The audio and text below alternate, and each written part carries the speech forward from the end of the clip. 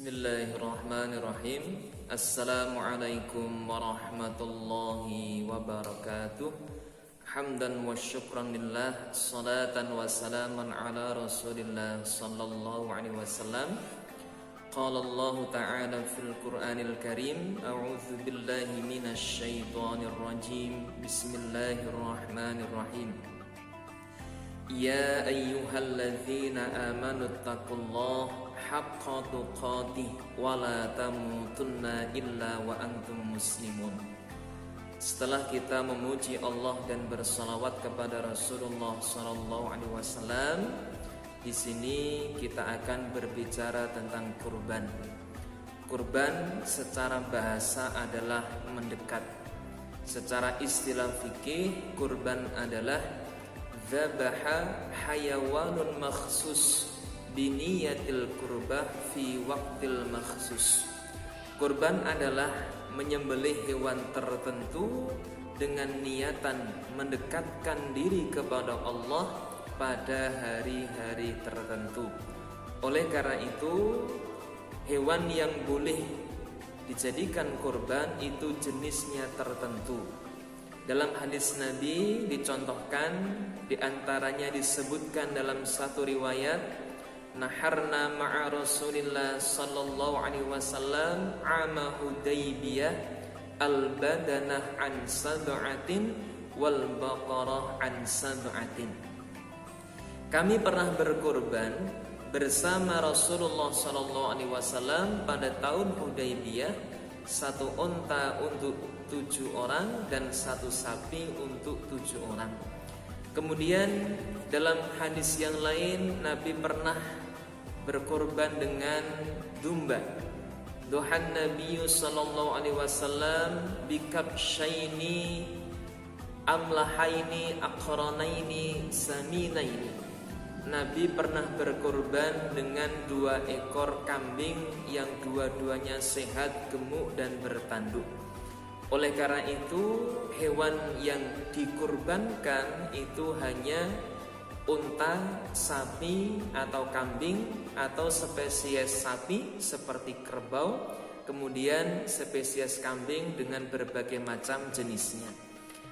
Dan diniatkan untuk mendekatkan diri kepada Allah pada hari-hari tertentu, yaitu tanggal 10 Dzulhijjah, 11, 12, dan 13 atau disebut dengan hari tasyrik.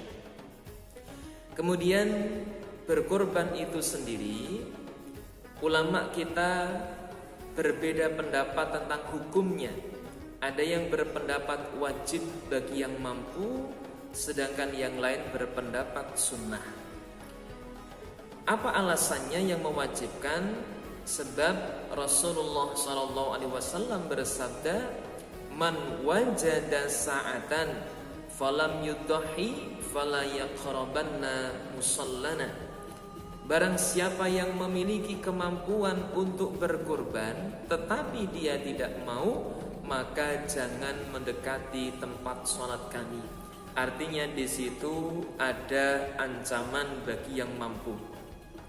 Sedangkan ulama yang lain berpendapat tidak wajib atau sunnah muakkadah, sunnah yang sangat ditekankan.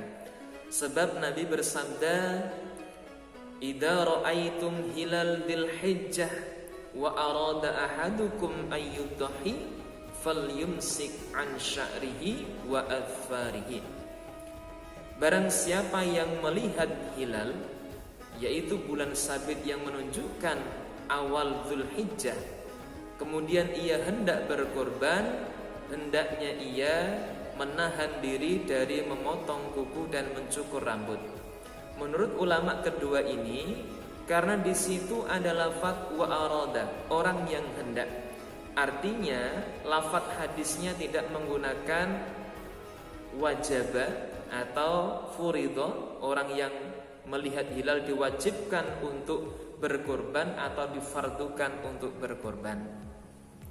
Kemudian di balik ibadah kurban itu ada beberapa hikmah. Di antaranya satu, sebagai sarana untuk menjaga akidah kita khususnya dalam hal pemanfaatan hewan ternak. Sebab hewan-hewan ternak itu diciptakan oleh Allah untuk dimanfaatkan manusia. Dan salah satu cara pemanfaatannya adalah yaitu dengan disembelih dan disebutkan asma Allah Subhanahu wa taala. Kul inna salati wa nusuki wa mahyaya wa mamati lillahi rabbil alamin. Katakanlah, salatku, sembelihanku, hidup dan matiku hanyalah untuk Allah Subhanahu wa taala. Kemudian ketika hewan itu dimakan dagingnya, ketika ia tidak disebutkan asma Allah, maka hukumnya menjadi haram. Sebagaimana disebutkan dalam beberapa ayat, diantaranya dalam surat Al-Ma'idah ayat yang ketiga, walam yuzkarismullahi alaihi, hewan yang tidak disebutkan atas nama Allah ketika menyembelihnya.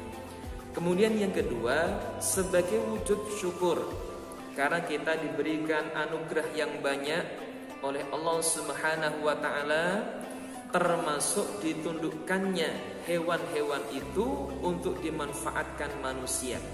Sebagaimana firman Allah dalam surat An-Nahl, wal an'ama khalaqaha lakum fiha dif'un wa manafi'u wa minha ta'kulun walakum fiha jamalun hina turihuna wa hina tasrahun wa tahmilu athqalakum ila baladin lam takunu balighihi illa bisyikkil anfus inna rabbakum la raufur rahim.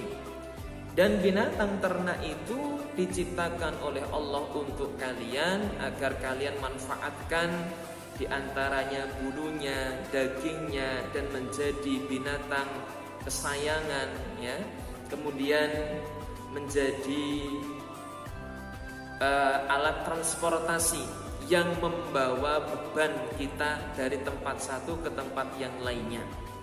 Maka di balik ibadah kurban itu sebagai wujud syukur kita karena Allah telah menundukkan binatang ternak untuk kita semua.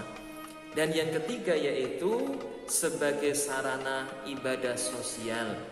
Sebab Rasul sallallahu alaihi wasallam mencontohkan kepada kita ketika membagi daging hewan kurban, wa yut'imu ahla baitihi ats-tsulus wa yut'imul fuqara ala jiranihi ats-tsulus wa yatasaddaqus su'al bits-tsulus. Sepertiga jatahnya sahibul kurban, sepertiga disedekahkan kepada tetangga yang fakir dan miskin, dan sepertiga disedekahkan kepada orang yang meminta. Artinya dengan ibadah kurban itu kita juga beribadah dengan ibadah sosial karena kita bersedekah kepada sesama kita. Allahu a'lam bishawab. Semoga bermanfaat. Mohon maaf atas segala salah dan khilaf. Assalamualaikum warahmatullahi wabarakatuh.